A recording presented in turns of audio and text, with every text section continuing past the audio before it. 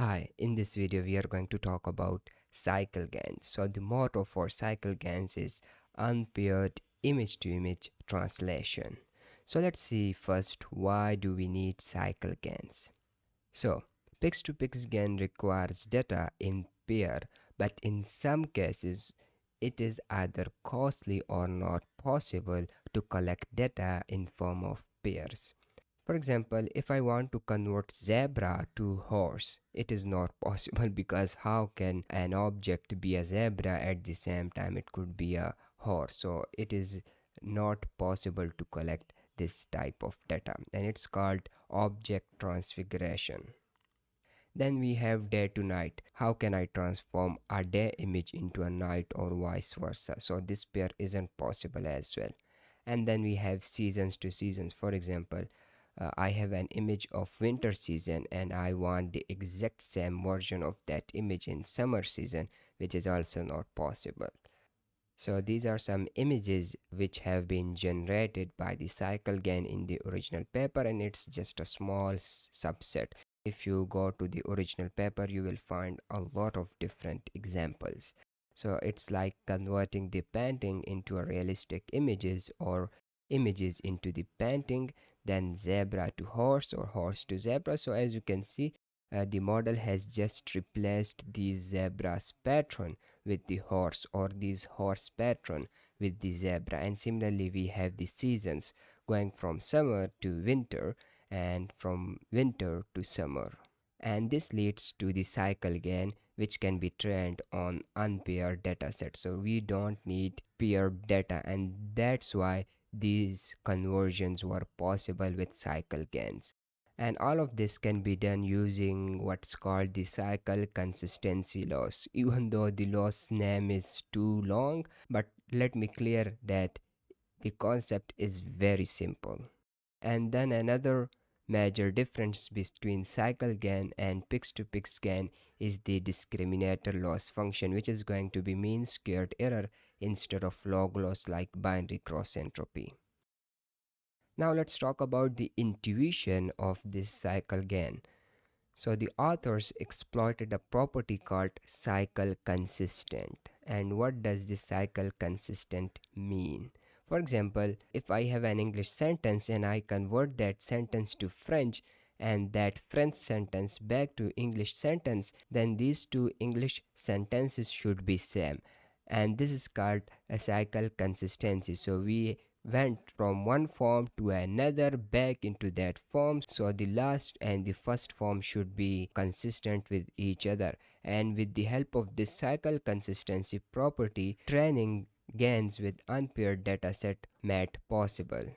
So mathematically, if I have a translator G and a translator F, and they perform the following translation such that G converts X into Y and F converts Y into X, then if I provide X to G and the output of G to F, then the output from this function will be approximately equals to the original X, because G is going to transform X into Y and F transform Y back into X. This means the input and the output from this function should be approximately equals to each other, and this is called the cycle consistency loss function. So what we are going to do is to just measure the L1 distance between this cycled fake image and the original image. And similarly for the right side function, we provide F with Y, which will give us X, and we will provide that X to G, which will give us Y. So the input and output in this case should also be same. So I hope you have understood why the CycleGan is called CycleGan, because they have exploited this cycle consistent property. Now let's talk about the architecture. So the architecture is bit different from what we have been doing, and it looks something like this. As you can guess, since it's a CycleGan, therefore there is going to be a cycle. And firstly we are going to begin with the A in case of forward pass. So there are going to be two passes in this CycleGan, the forward pass and the backward pass. In case of forward pass, we are going to begin from A, and in case of backward pass, we are going to begin from B.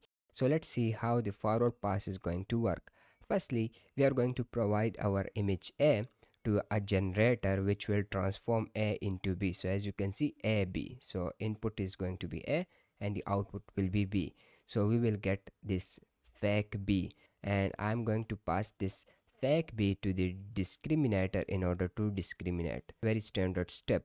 But what I'm also going to do is to pass this B back to another generator which is going to transform B into A, and this is going to give us a fake generated A, which I'm going to call the cycle A. Then I'm going to find the cycle loss, which is just the L1 distance between the original A and the cycled A. So the forward pass will look something like this. We have A, give it to generator, it will give us B, which I'll give to another generator which will return us A, and then I'm going to compute the cycle consistency loss between the input and the output A. In case of B, the cycle is going to look something like this. We will begin from B, and then I'm going to give that B to generator BA, which will transform that B into A, and then that A again to another generator which will transform that A back into B, and with this our cycle will be completed. So up till now in this architecture we have four different loss functions. Firstly, this discriminator A loss, the discriminator B loss, then the forward cycle consistency loss, and the backward cycle consistency loss.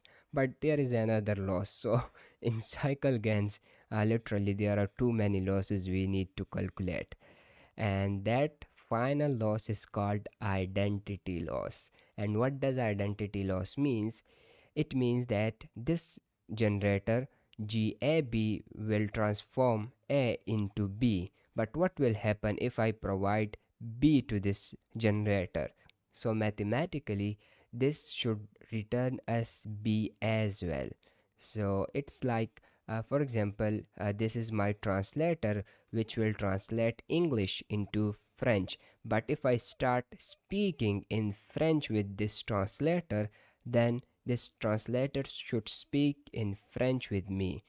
And this is the intuition behind this identity loss. So if I'm already speaking in language B, this generator should also respond in language B. It isn't going to respond me with language A because its task was to convert A into B, not B into A.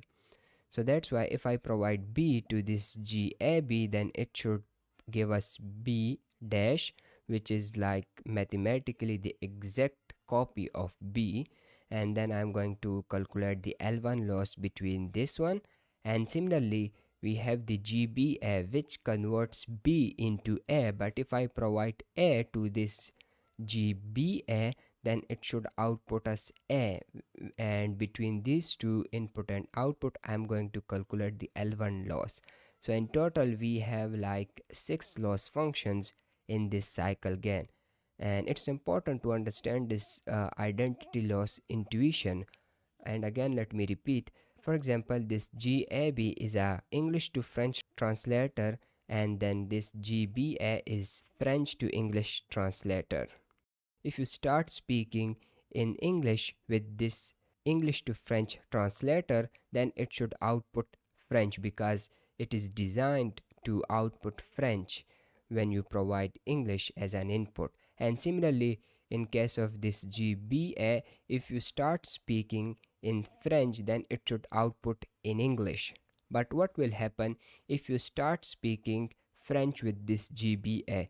Then obviously it is going to respond you in French because it isn't designed to convert French into English. It is designed to convert English into French, but if the input is already French, then it should output French. And similarly, with this GBA, if you start speaking in English and it is designed to convert French to English, it is going to respond you in English because it isn't going to convert English to French. So I hope these intuition and this architecture is going to make sense, and in the next video we are going to implement this CycleGan, and the implementation of this CycleGan is also quite different. I'm not going to say a little different. It is like we have to design a very new training cycle for this CycleGan. And I'll see you there. Bye bye.